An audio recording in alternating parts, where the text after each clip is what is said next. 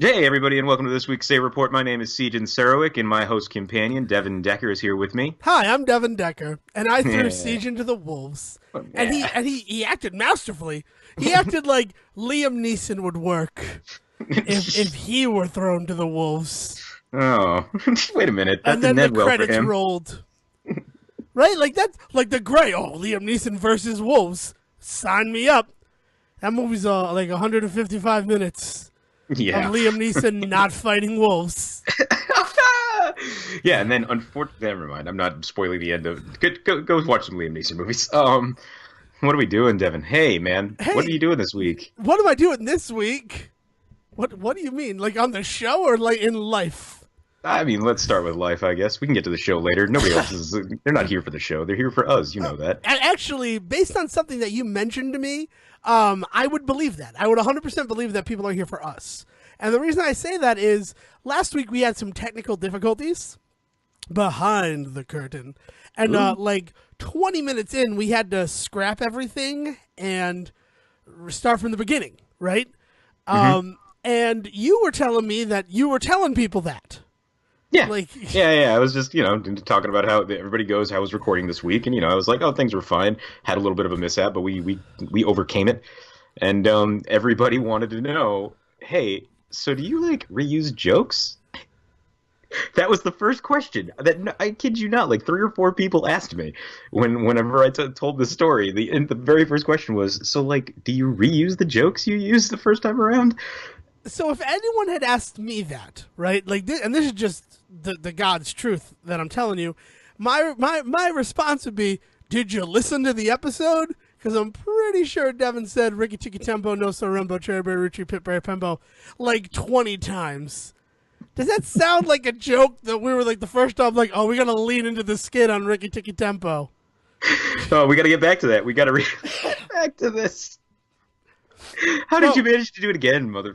dude, Brought it dude, into this week too. well, I was going to bring it in anyway because, in truth, right, I have been saying it wrong for like 12 years because it's Tiki Tiki Tempo.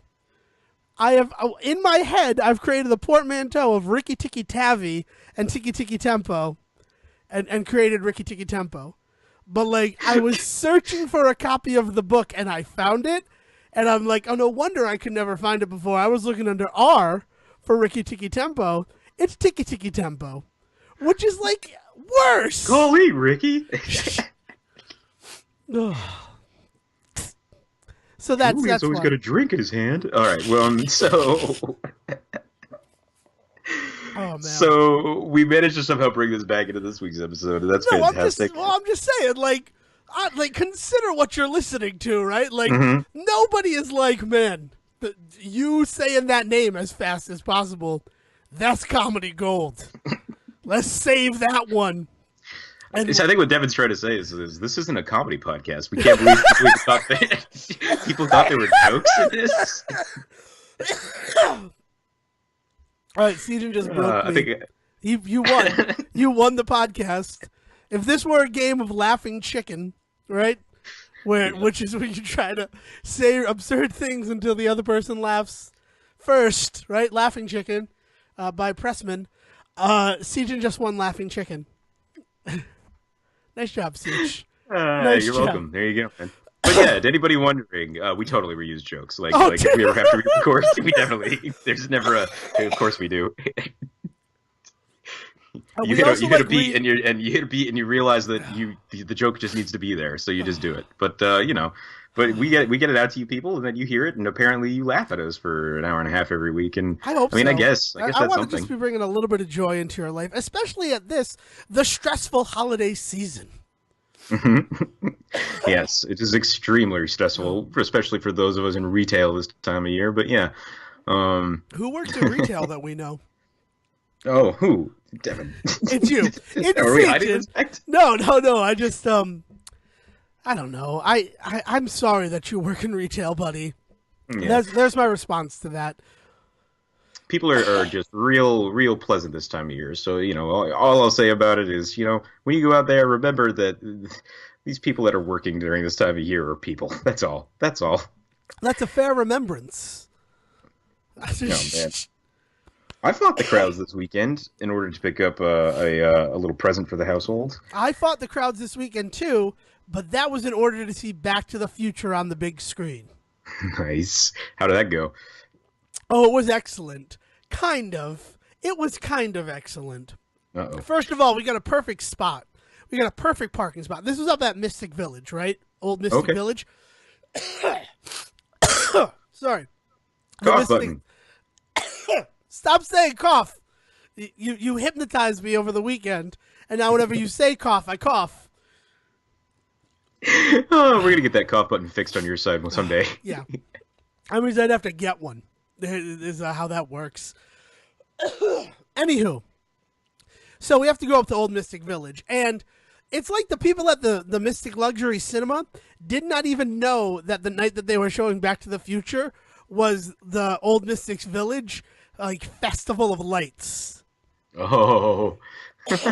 So Oh man. Well, that's actually kind of cool though. Like they do it up. yeah, they do. It's a great thing to do. If you're ever in Mystic, Connecticut for the Old Mystic Village like Festival of Lights, if you're within half an hour drive, check it out. It is beautiful. It's gorgeous. But like our movie was at 9:30, and to make sure that we beat the traffic and could find a parking spot, we left at 4:30 to get to Old Mystic Village. Okay. And by the time, like, with traffic and everything, we did not park until 6 o'clock. Jesus. And Okay. it's only half an hour from Decker Base 13 to Old Mystic Village. Man, so is it just a bunch of like townies or tourists? It is tourists. There's not a townie in sight. Ugh. Leafers. You damn leafers. It's damn leafers, like, for sure. So we find a spot, though, right adjacent to the movie theater. And then our mother had gone up earlier in the day. And I say earlier in the day, like, she left at 1 o'clock to make sure that she had a parking spot. And, like,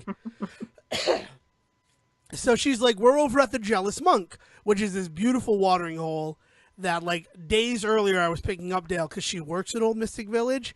And there was a woman in the parking lot with like her boyfriend or sig other, and she's like, I wish there was a bar in here. And then she turns and looks at the Jealous Monk and she goes, what's the Jealous Mork? Because the sign's broken, so it looks like the Jealous Mork. And the Jealous Mork. which, like, honestly, I would like to open that bar. And the episode of Happy Days that introduced Mork on repeat all day. That is our wallpaper, is that single episode of Happy Days. Oh my god. But I'm driving by. It's so good. I'm driving by as she says, what's the Jealous Mork? And I look at her and I go, it's the bar you're looking for. And just speed off like a crazy person. Or a superhero. She might have thought you were a superhero. Hopefully like she Batman. went and drank there. Hopefully It's the bar you're looking for. It's the bar you deserve. It was good. It was a good moment. Oh, that's awesome. So my mother's like, we're over at the Monk. I'm using their bathroom. So we go and we stand outside the Monk and we talk to her for a little bit. She's with our aunt and her friend Sheila. And then she's like, well, you guys gonna walk around a little bit? And we're like, yeah, let's try it, right? Let's like go into tourist land. Because our movie's not till 9:30. So we do a little bit of a walk, and it is just first of all, it felt like an RPG. I felt like we were walking into a festival in an RPG. Oh, and man. it's just like, oh, I don't want to do this at all. Right? I'm going to have to like tap A to win a drinking contest. Like, yeah, this is not going to be fun. But then we're walking around and like we go like on the fringe of it, and there's no doubt it's beautiful. Like the light job that they do is absolutely gorgeous. And there's like a Santa Claus just sitting on a bench. Like, there's that little bit of me that wonders if he's affiliated with the event, or is this just like a guy who's like, this is my night to dress as Santa Claus. Oh, yeah. This is the night I get to do it. Oh, man. Then we just do like a little fringe walk until we're at the movie theater. And we're like, let's see if there's something playing before Back to the Future that like fits in, right? And there are people just gathered outside the movie theater. So, like, there's that little twinge of, like, are people already here for Back to the Future? Have we screwed up? No, it's just people like, we're going to form a crowd in front of the movie theater. And like the manager's just sitting there, and like I know the manager, I'm friendly with him, and he's just looking at it like. So I'm like, "Excuse me, you're blocking the door," and they all like spread out, and then like someone behind us is like, "I think this is a movie theater," and I'm like, Oh "Oh my god, man. where am I? What parallel Earth have I taken the Einstein-Rosen bridge to?" I'm stuck on your like RPG comment because now I'm thinking about every little town I've ever walked into and how you have to like race the chickens and all that crap and Dude, like like it's like we saw all that, and then it's like, hold up, well, game FAQ. All right, go to this building to progress the story. yeah. Which Excellent, one of these mini games do I have to do? Oh, perfect. make Cloud dress up as a woman and work out for a bit. Got it. I can do that. I'm gonna go right to the gym. Quickest route to the gym, perfect. So quickest route to the movie theater, and Lady Bird was playing at 7 o'clock. So it's like 6:40, and Dale hasn't seen Lady Bird. I've seen Lady Bird. Lady Bird is fantastic. I don't know if I've talked about it on the show yet. If I have, understand that the first time I loved that movie, it is a million times better the second time that you see Lady Bird. All It right. has like 100% on Rotten Tomatoes right now. It is 100% guaranteed. And like, I really hope it gets the award notice that it should. Cool. I mean, it probably will. People are talking about that movie. You're not the only person to talk about how amazing that film is. So, And I can't, but like, the second time it like rocked me to the core. Cause like, I wasn't like, what's going to happen? And then like, I realized that like, I'm the same age as her. Cause it's set in 2002. And I'm like, oh shit, like this is real weird now. And like, even more prevalent to my life. yeah, man, that's So, awesome. so it's very So you cool. guys checked it out. So, well, we checked out. Dale loved it. Like, she's like, I did not think I'd enjoy that, and it was great. But the best part was, the absolute best part, is that the Lady Bird Theater was the theater turning into Back to the Future. Oh, So, we have our tickets all ready for Back to the Future. Dale bought them like a week before, because she's the one who wanted to see it on the big screen. It's her favorite movie. I have been blessed to have seen it before. I saw it in like a trilogy of Steven Spielberg related films with E.T. and Jaws, awesome. which that was a great day, but like she's never seen it and it's her favorite movie. It's the reason why she went to school for film is because of Back to the Future. So we already have our tickets and we see it's the same theater. So she goes out to get like food because she hadn't eaten all day. So like she got movie theater dinner, which like $15 chicken fingers. Right, High right. five. But and she goes to the manager who like she's like she just stayed out in the lobby and like people kept walking in not knowing that it was a movie theater, thinking it was just like a snack bar or a bar. Oh God. And she's like, that was more entertaining than like being amongst them. Was watching their stupidity. Oh man. But she goes to the manager and she's like, we have tickets for Back to the Future and it's in the same theater as Lady Bird. Do we have to leave after Lady Bird or can we just sit there? And he's like, you already have your ticket, right? And she's like, yeah, do you need a seat? He's like, no, you're fine. Just stay in there. So we had the perfect seats Nice. because we were the only people there to see Lady Bird until 20 minutes in when a woman walked in and sat down and God. watched Lady Bird 20 minutes late. And I'm like, this is going to have the emotional effect that it should, ma'am. This is those first 20 minutes. It's all vamping. It's literally Yeah. just someone playing piano for 20 minutes and then story. But yes, so then we go Back to the Future, and that was excellent. And then best of all, right, just stick with the RPG metaphor. Yeah. Once we had done what we had to do, all of the people cleared out of the village, but like it didn't trigger the changeover of the graphics. So it was still the nighttime graphics and the beautiful lights. So we got to walk around unencumbered through the village and truly get to take in the majesty at like 11 o'clock at night. That's awesome. That's fantastic. When like nobody else is around. Perfect timing. Oh man. So it was just like this beautiful evening that like included great films and like good laughs. And then I got 20 chicken McNuggets on the way home. Truly, truly, we live in the greatest age. No, the greatest age, and it would have been a McRib. Oh, that's true. Why, what? Yeah, you're right. But Well, that's awesome, man. I'm glad that you guys had a good experience. I'm glad that Dale got to see Back to the Future, man. Because, like, I mean, talk about a formative film. I mean, not just for her, for everybody that's ever seen it. It seems like, right? But like, in only the way that Spielberg really could have ever done it. Well, I I don't mean, know. here, all right, I'm gonna blow your mind right now. This is what's gonna happen. Robert Zemeckis is the person who directed Back to the Future. Hmm. His film before Back to the Future was Romancing the Stone. If you're not familiar with it, that's okay, but think of it, right? Do you know what Right. his film after Back to the Future was?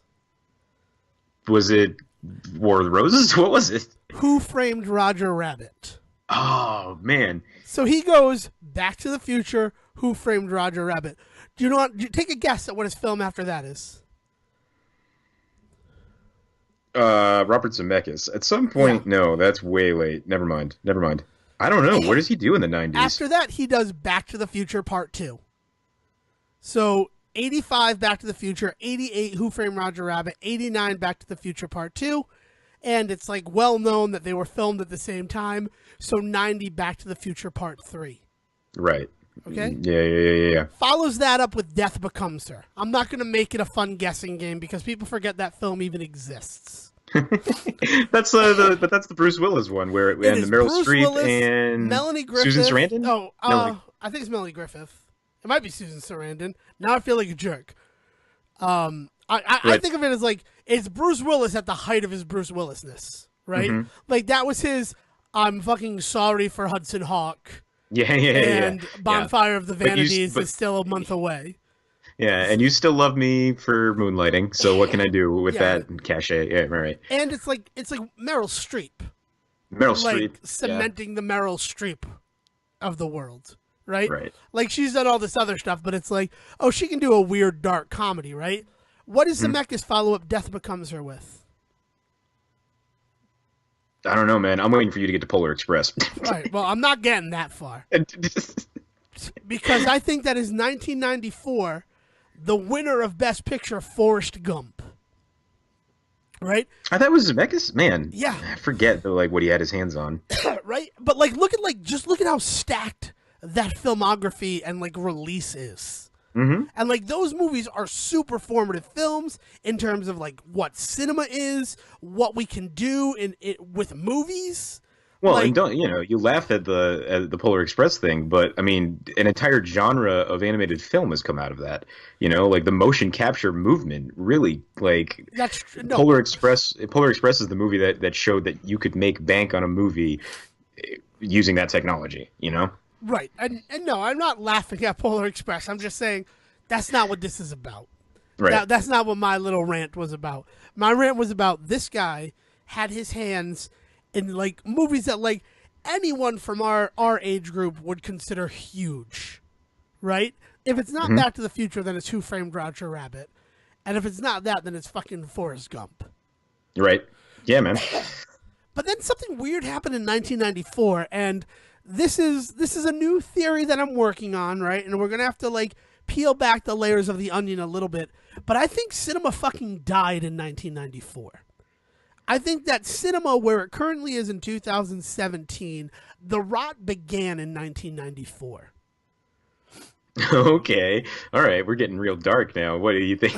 Well, because I'm just thinking about like all of those movies that came out when I was younger, right? And then like also I watched Field of Dreams. Which have you seen Field of Dreams? Like last week we like made a joke and you're like nobody cares about baseball anymore.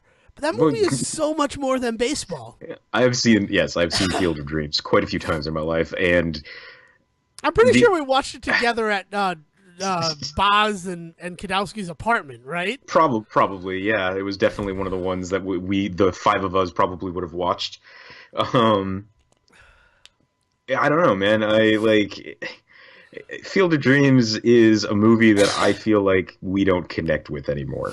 No, as like a country. But Yeah. like here's a weird thing. Field of Dreams might be the movie that this country needs. I say this Okay. because after our conversation, I watched it last week because it's on Yeah. Netflix right now. Right. And like there's that whole scene where they're talking about banning Terrence Mann, the like stand-in for J.D. Salinger. Right. And it's like all the stuff she talks about is shit that we're dealing with now in 2017. And that film came out in 1989. But then, like, it's also bad because the whole point of that movie is that, like, people are nostalgic for what they used to know.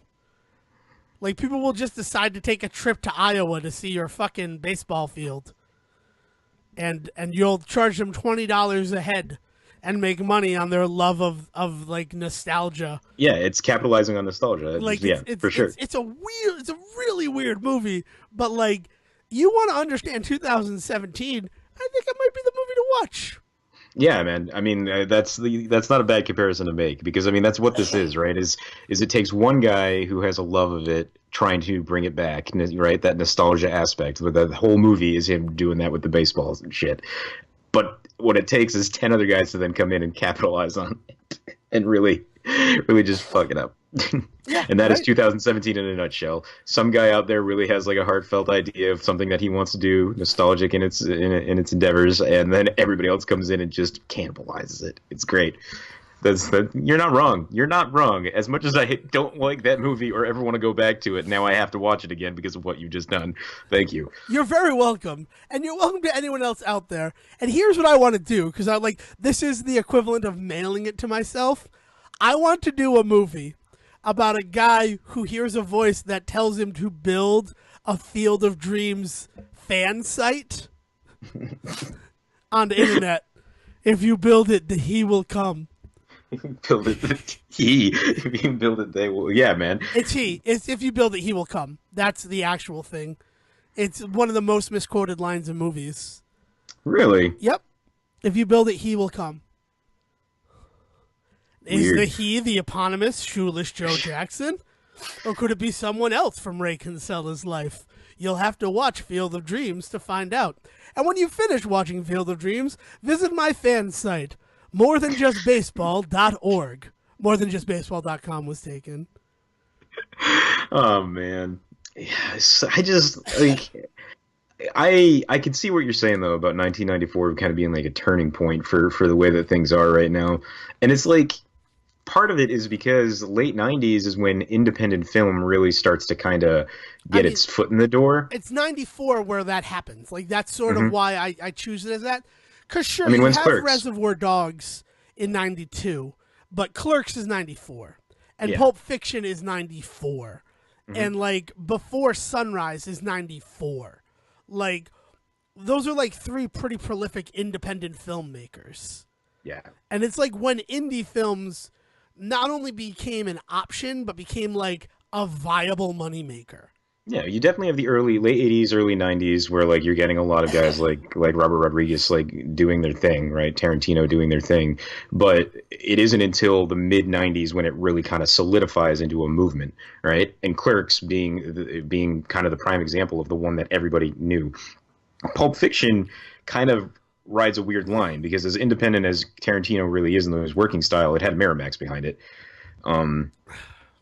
Like in a big way that Clerks did too, but they were kind of the little brother that year, if that makes any sense. Right. It's just it's a weird thing because like you look at Forrest Gump in 94, and Forrest Gump definitely deserves Best Picture.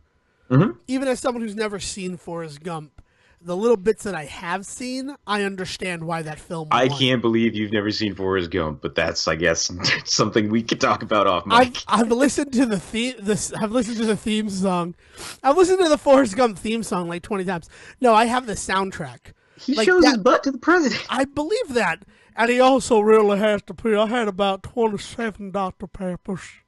Oh, that's the worst Forrest Gump. I know that was awful. I don't heard. know where that came from. It's kind of my favorite one I've ever heard, though. Wow, I don't know what's happening. All I know is that one time at a movie. My name is Forrest Gump.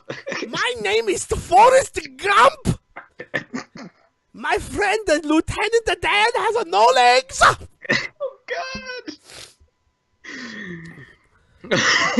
And Mama always said, life is like a box of chocolates. One never knows what one will get. I don't know who should be insulted here. I don't know. I've actually made Forrest Gump a child of the world. He is informed by everyone. It truly represents that he was there for all of it. He is the Uber Gump. Around the forest run! Oh, God. So...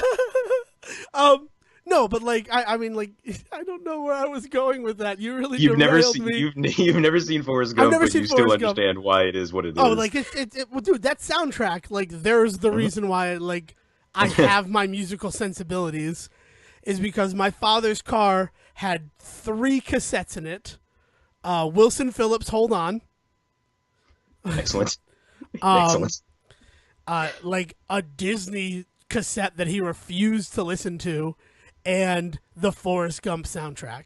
Why does every parent have that in their car? The like CD or the album? Because my parents had that exact same thing in every one of our cars. There was one tape that they kept in the car, but they never wanted to put on.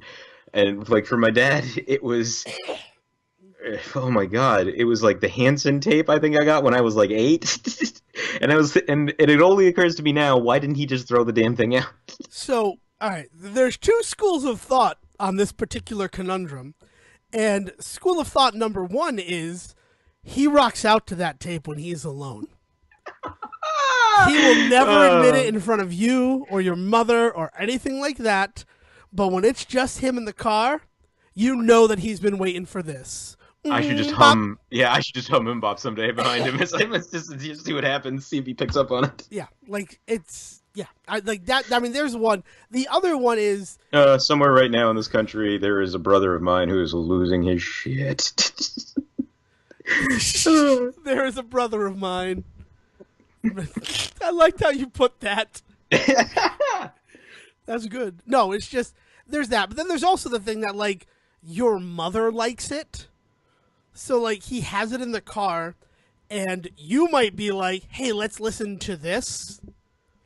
And, no, if you say it. No, but if you're your not gonna mother win. Right, says it, it will go in. Yeah, And there's a few things that definitely fly that way for sure. Yeah, that makes sense. That is what that tape was. I'm going with the theory that he listens to Hanson on the reg. Oh, yeah, no, my father... just doesn't want me to know. Well, the beautiful thing is that we encapsulate both schools, because my father definitely did not listen to Disney on the reg.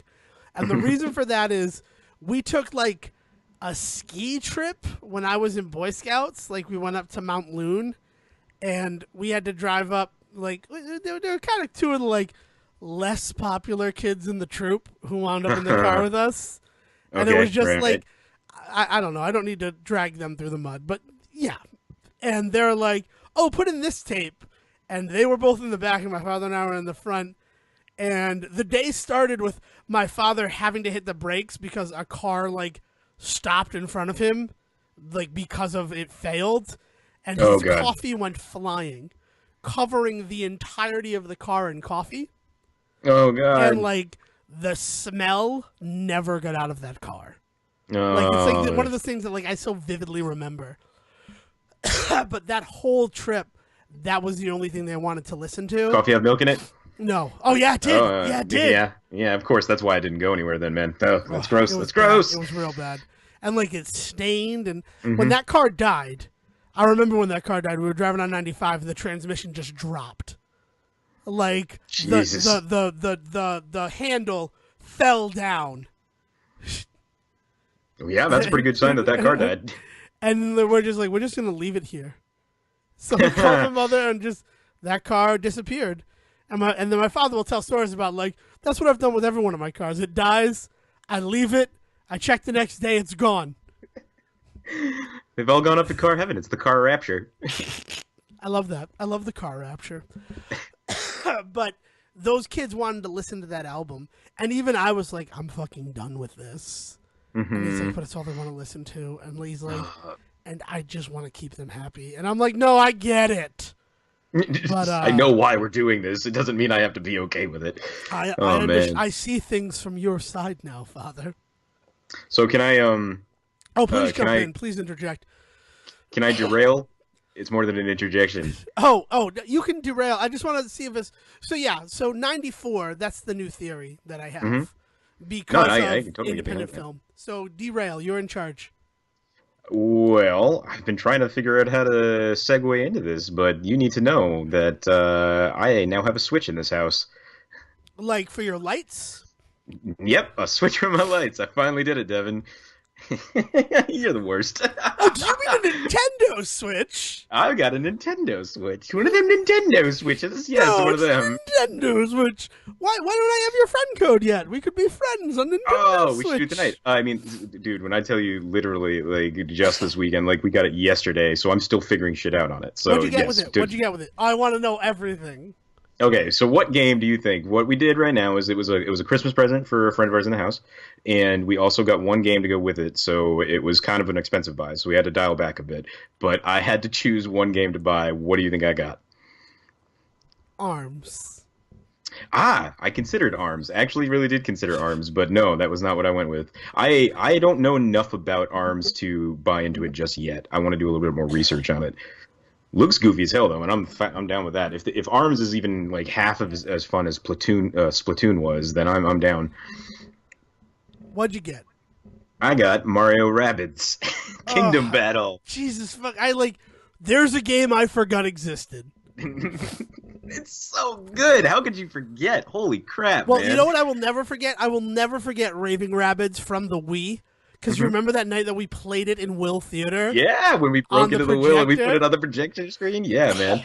That was a good night. That was a great night. That's not good. That was a great night. Props to Max Bonicelli for getting us in there. Well, never say how. Oh man, but that was good. Yeah. Yeah, so we set that up and we did that. Well, and I was thinking about that as I was playing this. I was like, this is such a weird game. Where did this come from? And then it occurred to me that, like Raving Rabbids was like really one of the first big like Wii like killer apps, right? They were like, this is why you need a Wii. It And was this one of this the game, first 4 games. yeah, It yeah, was, and it perfectly embodied everything that you needed to know about the Wii at that moment, right? Like here's how you move with it, here's what you do with it, and here's the kind of goofy stuff that people can make a game with. So like it was it was one of the reasons to get a Wii when it first came out. And so it makes total sense that they would go back to Ubisoft. I just cannot believe that they went full on like Mario involved like game this time. Cuz I mean it's not like Rayman is impossible to get right now, right? Like like Rayman Legends just came out on the Switch and it's not like Rayman's unknown because that game is pretty popular. Right. But they're just like, "Nah, screw that. We're getting Mario in with these rabbits." we're going full tilt. And I think the reason for that is Nintendo wants to give you a steady line of Nintendo games, like released by Nintendo games. They don't want another Wii U situation where, oh yeah, so we released New Super Mario Brothers U. There's not going to be another Nintendo game until May of next year. Is everybody okay Yeah. with that? Yeah, they want Nintendo branded games out there for sure. And this is a Nintendo game for like all of the weird rabidness about it and like all of the weird playstyle stuff about it. It is so Nintendo, it's beautiful. It really like I'm very happy with it being my first purchase. In fact, to the point where this game has made me feel better about the Switch entirely. I'm happy to hear that. That's Yeah. I am like so on the fence right now because I feel like it sort of reminds me. There's this old joke that I make, and that's I would never buy a TV VCR because Okay. it's not good at either. And like that's all I think of when I think of the Switch is that I would never buy a home console portable because I feel like it fails as a portable for me because it's not very portable. Right. And like the graphics are like, and the problem with the graphics is like it's really good when it's in like docked mode, but then I go handheld and I'm like, I know you can look better, so it I hurts a little. I think right now in this house, and I know this isn't true for because you've got like really nice monitors and all that sort of stuff, but in this house, I do have to say that I think the screen on that handheld might be the best screen in this house. Yeah, no, I know that's not. I know that like I didn't buy into like monitors and screens for a really long time until I got a gaming monitor and I'm like, all right, yep, nope, I'm done forever.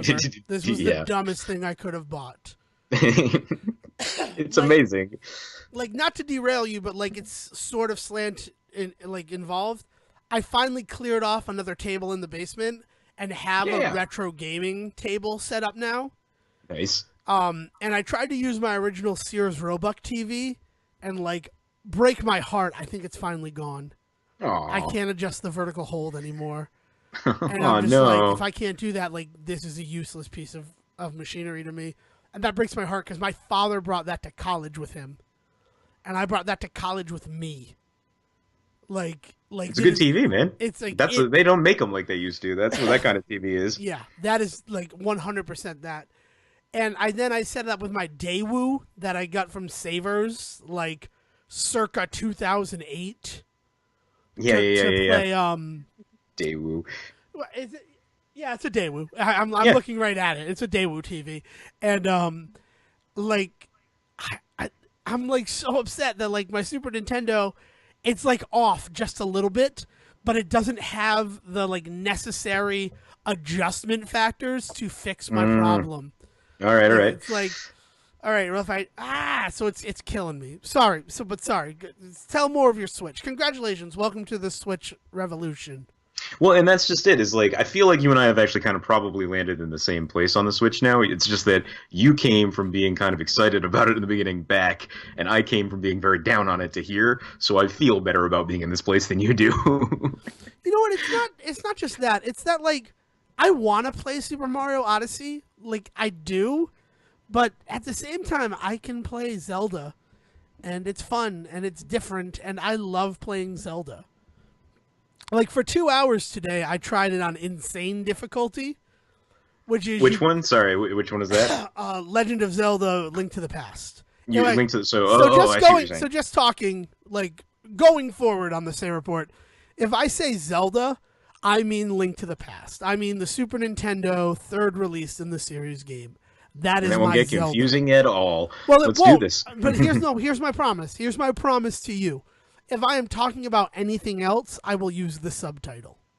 Okay, Like Breath of fair the enough. Wild, I'm not excited to go back to Breath of the Wild. I watched the Video Game Awards, and they're like, new DLC tonight. You get a motorcycle. And Yeah, come I'm on. You don't like, want that Epona motorcycle? I would love a motorcycle, Epona cycle? but I have to pay like $20, and then I have to beat all the challenges to unlock it. Yeah. It's like, Ye- no, if I'm going to pay $20, I better get that fucking motorcycle right out the gate. Yeah. I'm sorry, like I don't love DLC microtransaction culture at all. I am not happy with where video games are at monetarily. Yeah. That is a true statement that I will make to you right now. Hmm. But I saw him on a motorcycle and I'm like, that's fucking cool. And then I did the research and I'm like, but it's gated behind challenges, and the challenges were the worst part of Breath of the Wild for me. Because they Then weren't. that's not the DLC for you, clearly. Yeah, it's just like, and it's I don't know, because it's like I don't want to do more shrines. I want dungeons. Like shrines are not dungeons. It's the Right. reason why you called them shrines. And Yeah, man, they're like, I mean, do they get much bigger? Because I only ever played the first few shrines. But do they get more puzzly? Do they get larger? The shrines, not like not really. because they weren't really big. I mean, you're talking about maybe max 3 rooms, I think, is what I ever saw in one, and they were very simple block puzzles, just moving things around. So I mean, if it doesn't get much more challenging than that, then no, you're right. I don't want 1,000 more of those. Give me like one good, really well built new dungeon. Like I want a dungeon. I want like to feel like I'm overcoming a challenge. And every time I play Zelda, I play Link to the Past. You're right, it's gonna get confusing. Fuck. But every time I do it, I feel like a sense of accomplishment when I beat a dungeon. And like I'm down to like clearing dungeons in like no more than 5 minutes. Like I've played the game so much that I know it. But there's still a real sense of accomplishment when I do it. Yeah, yeah, yeah. Well, and like that might be the case for Odyssey for some kid that's playing it now. Like part of this is that we have an entire history of Nintendo games that we're looking back on that a lot of kids that are going to be getting this for Christmas this year don't have. And I have to keep reminding myself that. And it's actually part of the reason that I got so excited about something like Odyssey because, like, this is the first Nintendo system in a long time that I've ever had a hand in like owning. Like this is just like big for me because I didn't even buy a Wii. Like, you guys had one. Like, I knew people that had Wiis in college, and then Slash would come home, and my brother had his at home. But I never had one of my own, so I never had to think about it monetarily. I never had to think about what do I own, what don't I own, because it was just whatever my friends had was what I played. You know, and the same goes for the Wii U, and even the 3DS to some effect. There was a 3DS that I had bought, but it was a gift for somebody. So like, once I gave it to them, like it was never partly mine. So like, there's something about sitting around playing this Mario Rabbids game that I'm just like, this is the first Nintendo game that like I picked out, that like I knew I was going to get to do this kind of like sit down and play with and like put this time into. And so it's just kind of awesome to be like able to do that again for the first time in a long time and actually enjoy myself. Like, I think I've been so worried for years that I would finally, it really truly invest in Nintendo and just be let down, because it's just seemed like that was going to be the story at some point. But now I think I'm finally feeling like there's a glimmer of hope here for Nintendo. But like you were saying, like I don't know, maybe this is the best way to put it. I wouldn't be able to depend on the Switch as being my only console. Like, I am also in a household that also owns a PS4 and also a couple of older systems as well. So like, I have my other options when the Switch is not what I want to be doing. I have other things I can be doing. So like, I am lucky in that way. So I don't know, like, if it was the only thing I had in the house, if I'd feel the same way. Yeah, I think that's it. Like, I feel like it doesn't do anything the best, except for Nintendo exclusives. Mm-hmm. So, like, if any game comes out that's also on another system, it doesn't land on the Switch. Like, what my sister's problem is she's like, I wish I owned more Switch games. And I'm like, what? And she's like, this. And I'm like, we have it on PS4. Like, we already own that game. Right. And she's like, yeah, but like on the Switch. And I'm like, it's inferior graphics. It doesn't play as well. Like, I'm sorry. Like, I understand where you're coming from, where you wish you had more games. I get that argument. But at the same time, don't just buy games so that you have games. Yeah. Like, No, it needs like, to be that killer app. And like, I'm happy. And I think the issue with Super Mario Odyssey, right, where you're like, you were excited and now you weaned down. It's more the fact that I was excited when I played that game. I liked that game a lot. And where I feel let down is that, like, now, 600 moons in to 999, I'm like, I'm tired of it. Or, like, now I've hit my disappointment. yeah. Where, like, there was a time, I mean, I'm going to go back to Yoshi's Island as the game where, like, I first felt that way about a Super Mario game, about a Nintendo game. Yeah. And I think a lot of people would look at Yoshi's Island and feel that way. I personally really enjoy that game, but not as a Mario game, just on its own like weird little merits, because it's not a Mario game. Anyway. It's not a Mario game. I mean, it's called Super Mario World 2, which is a little strange. And they were smart in every other game after that to like move away from the Super Mario world of it and focus on the Yoshi. Right. That was an intelligent thing that they did.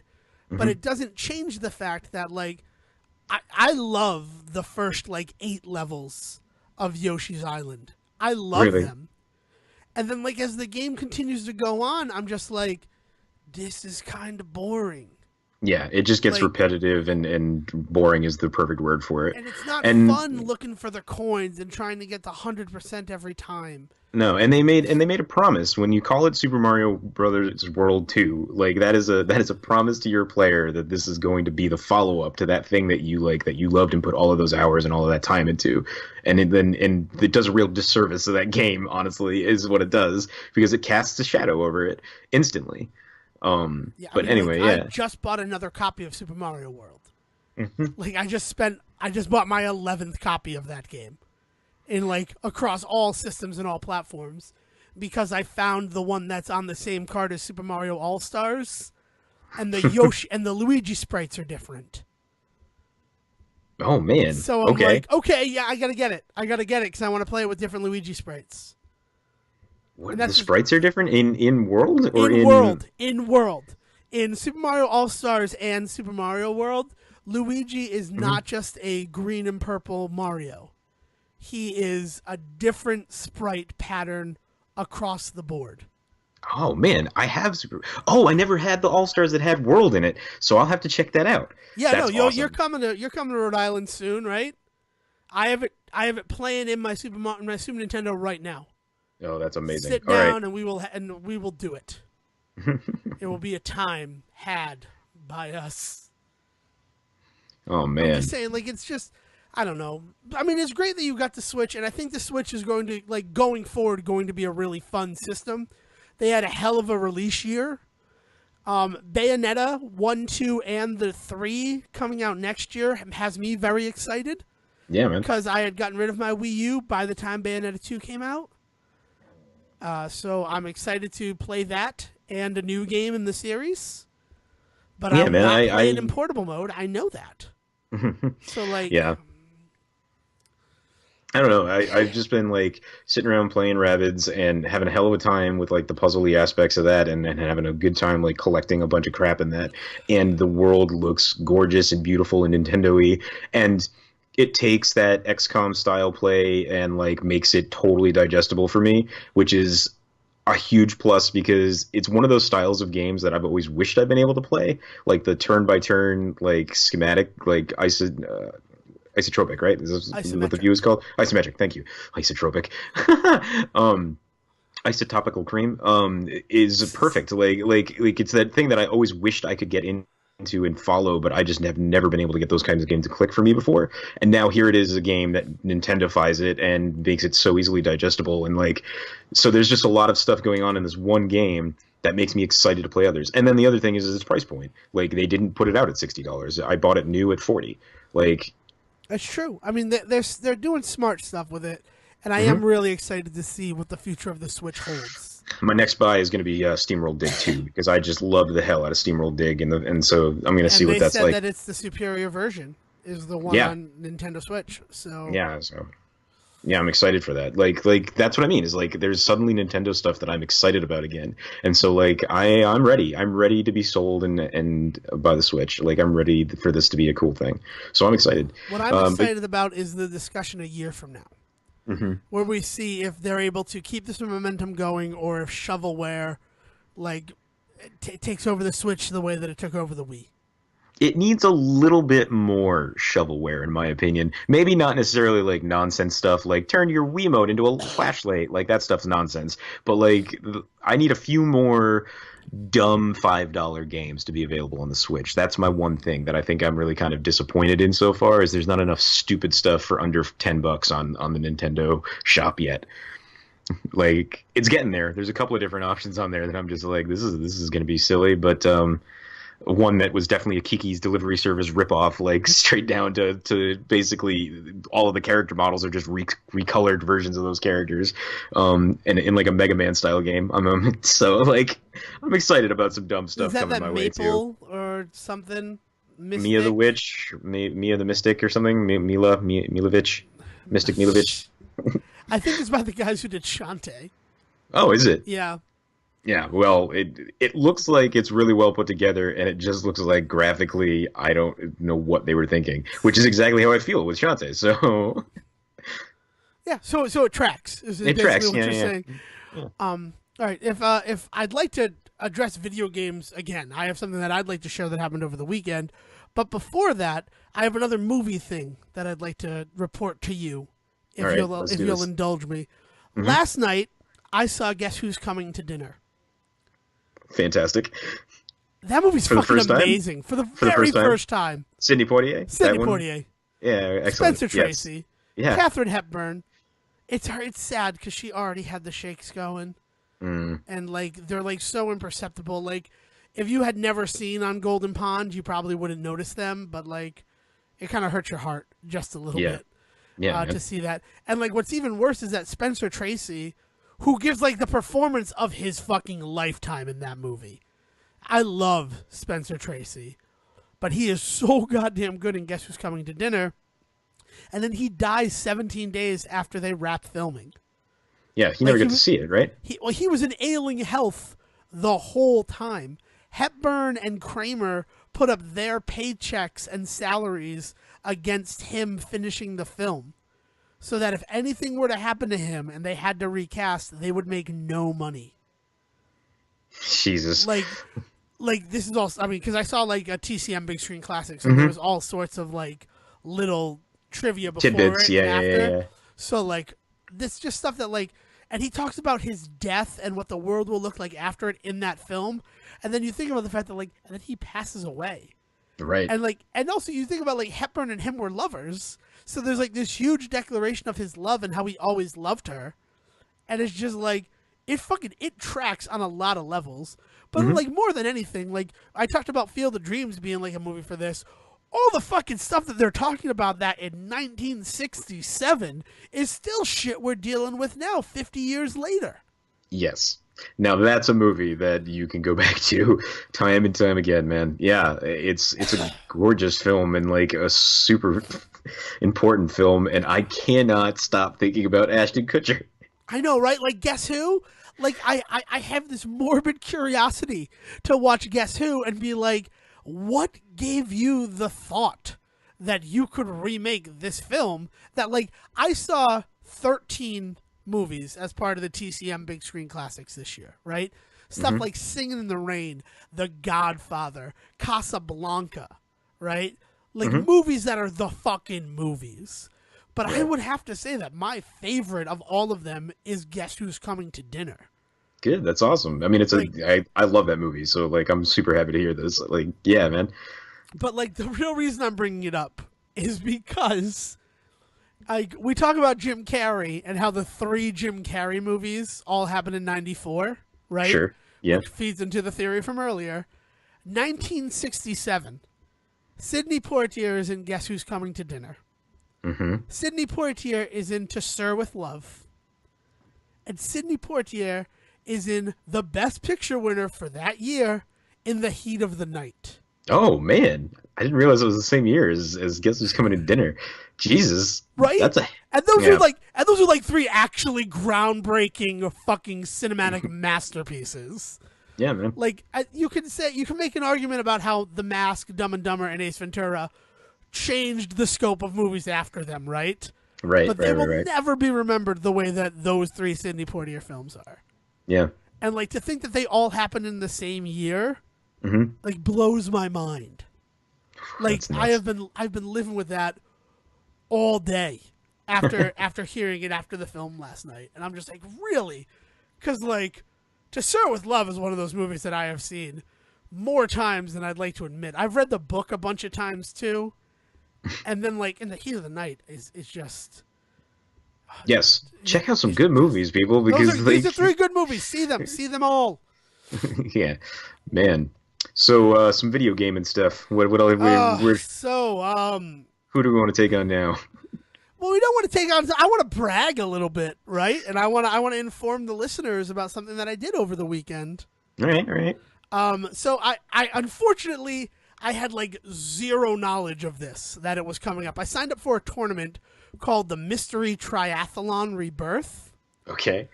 and the whole point of it is you're given 3 random games with 3 random like missions. Mission seems weird. Objective is the word that I'm going to Okay. use.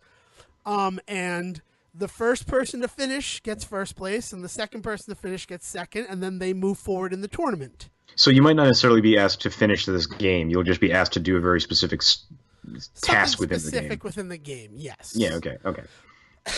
And if I had known before Saturday that my match was coming up, I would have probably put it out on our media, let people know.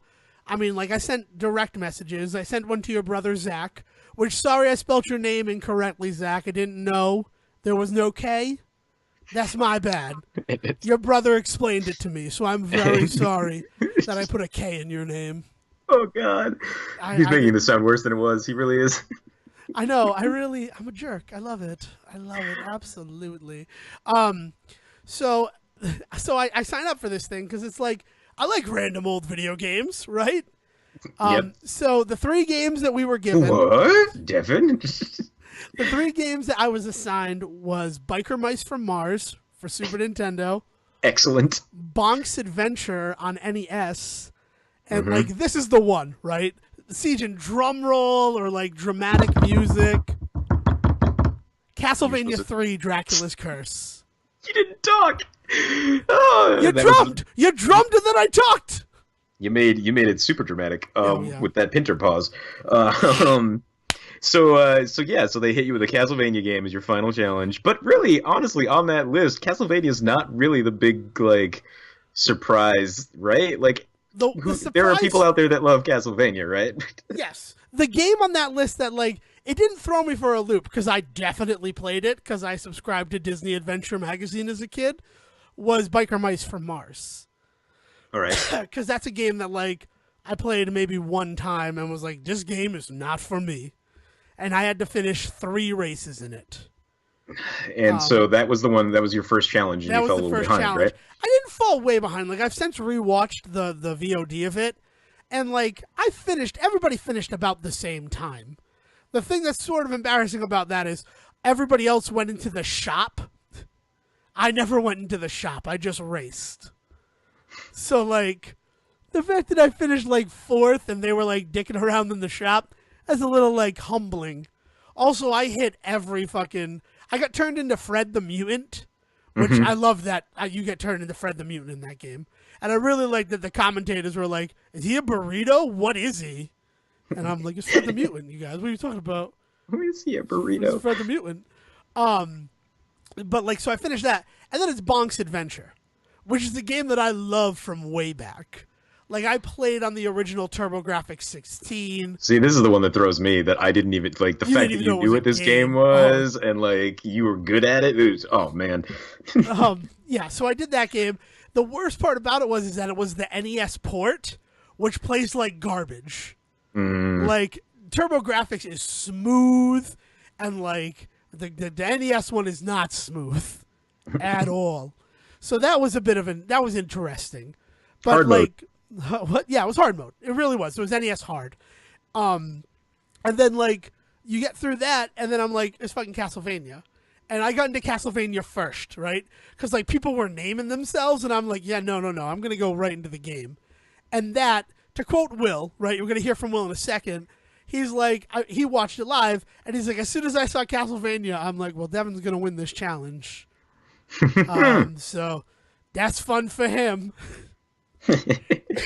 Because behind the curtain of the Say Report, while I wait for Sejohn every week, what I do to pass the time is play Castlevania 3 Dracula's Curse. Because as we've established, Devin does nothing but live for this show. So he just waits in his room, waits for me to call upon him and bring him to life. But in that interim, he's sitting there playing Castlevania games. Castlevania 3. Specifically Castlevania 3. Because There you go. it's the one that I've never finished.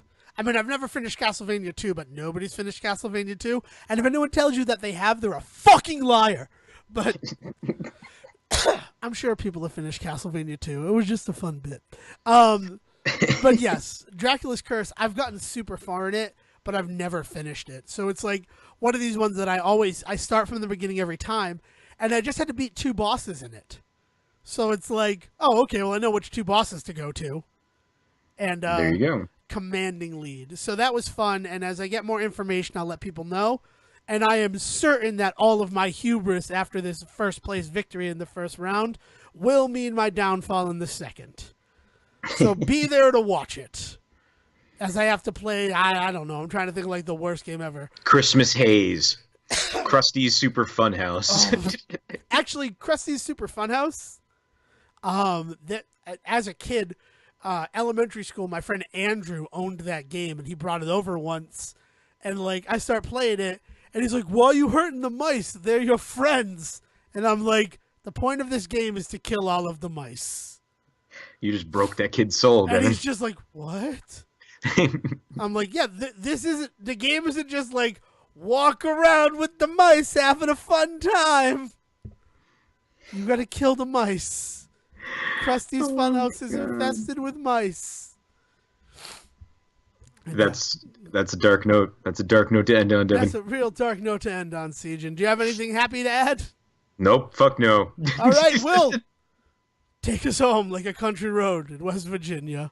Thank you for listening to the Say Report with your host Devon Decker and Sejohn Serwick. Please follow the guys on Twitter and Facebook by searching for The Say Report, and you can always subscribe on your podcast channel so this is delivered straight to you and you can enjoy it every week. With apologies to your mother, we'll see you next time.